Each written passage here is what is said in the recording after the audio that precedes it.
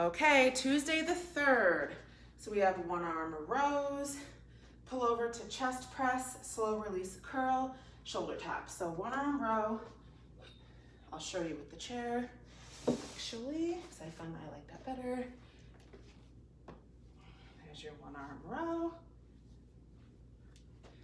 Pull over to chest press.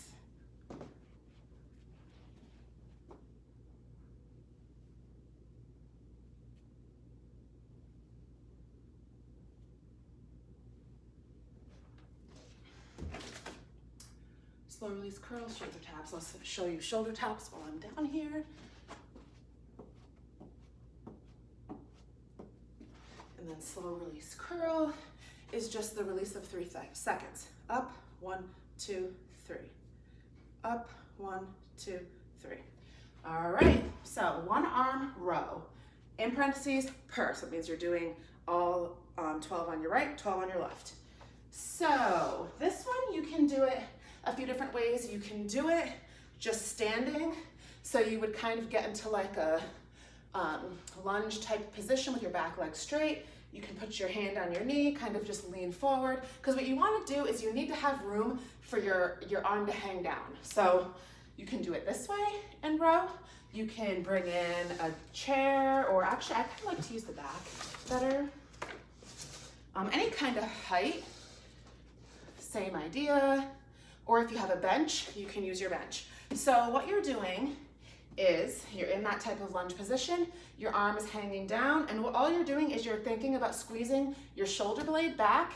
So you're gonna pull the weight up to your chest, or it's kind of in between your chest and your hip, and you're gonna squeeze that shoulder blade up, down, up, down, up, down, okay? So if you are doing it standing, then you're gonna kind of want to pay attention to where your arm is hanging.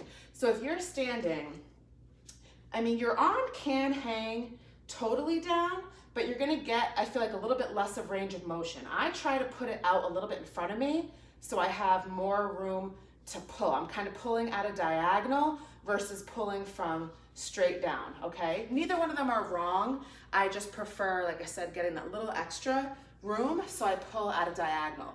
And then you're just gonna switch sides. If you are doing it where you're just leaning, make sure that you're not hunched over. Make sure that your back is straight, your shoulders are up, and you're just gonna pull and squeeze that shoulder blade, okay? So that's your one-armed row. Now we have pull over to chest press. So you're gonna use one dumbbell and you're gonna hold it the long way. You're gonna lay on your back. You're gonna have your knees bent. The weight is gonna go back over your head, okay? So for your pullover, you're gonna rotate at the shoulder. Nothing else is gonna change. And you're just gonna pull the weight up over your chest. So see how my arms are staying the same and I'm just rotating at my shoulder? I'm not moving my elbow. I'm just rotating at the shoulder. That's my pullover. And then my chest press, I'm gonna bring the weight down to my chest and press overhead. 1, 2, 3, okay? So for this one, because it's a combo move, your chest press will probably be light, and then the pullover weight will probably be decent, because you can't go really any heavier than what your hands can hold. So if you had a barbell, it would be different because the barbell is thin, you can add plates onto the end. When you're using just a dumbbell, if I had, you know, a 25 pound, even the 20 is a little bit hard. Like this is a 10 and I can grip it really well. The 15 I can grip, the 20, it's like I can't get my fingers securely like around it well enough where I'm not afraid when I go back, it's not gonna fling out of my hand, or if I pull it forward, it's not gonna fling out. So unfortunately, that's one of the downfalls of the dumbbell exercises, is if you're doing something where you're holding it the long way, you have to be able to wrap your hand around it securely. So if you are somebody that also has small hands, you might have even a harder time getting the weight you need. So if you're ever doing something like this and it's just way too easy, up the number of reps. So say you're supposed to do 10 pull over chest press, and like I said, because of this reason, it's just way too easy. I would go for like 15 or 16, something like that. Slow release curl. So this is your bicep curl. You've probably done them and or seen them before. The only difference is we're doing a slow release. So you can curl up the weight either starting with your palms out and curling up like this. I start on my side and I turn up to my curl. That's how I was taught. That's how I prefer it. So I start at my side and I turn as I curl, or you can start with your palm up and curl up, okay? So either like this, start at your side and turn as you curl, or start with your palms up and curl up, okay? That is your bicep curl. We're doing slow release. So what that means is you're gonna come up and then you're gonna count 1, 2, 3. That's your slow release. Up, 1, 2, 3. Up, 1, 2, 3. 1, 2, 3, okay? So that's pretty basic. You're just taking your time when you release. And then our shoulder taps. So this is high plank position, which means like kind of like our quad rockers, where you have, you're on your palms and you're on your toes, and your body, your spine, your head, your tailbone, everything is neutral, meaning it's just in a line as good as you can make it. So your butt is not up in the air. It's not, your hips are not sunken down. You're not way over your wrists with your shoulders. You're not way too far out. You kind of want this to be stacked, your shoulder, your elbow, and your wrist to be stacked.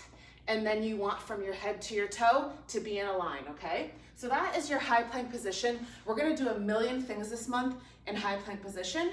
So I try not to keep repeating myself, but it's all really important. You don't want your butt in the air, you don't want your hips sunken down, you want your whole arm to be stacked, and you want your head from your head to your toe to be neutral and as straight of a line as you can get it, okay? That's always gonna be the rule with anything we do in high plank position.